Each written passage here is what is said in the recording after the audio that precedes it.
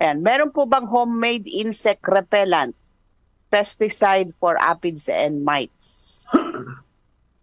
Meron po yan. Marami pong gumagawa ng repellent. Yan po Mm.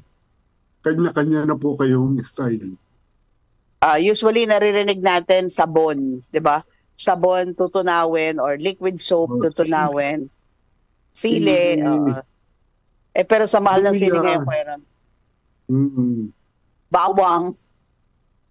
Bibigyan ko na lang po kayo ng ng isang pinakamadali pong style ng insecticide. Kaya nga lang po, mag-trial and error din po kayo dito kasi depende po yan sa lime. Ihalo nyo Ano mo? lang po sa tubig yung lime, repellent na po yan. Mhm. Kaya nga lang po yung dami,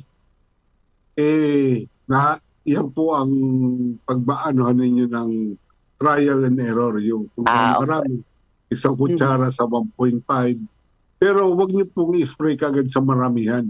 I-spray niyo muna sa konti, tingnan niyo kung okay, bago saka na po ninyo, Ulitin kung opo, effective.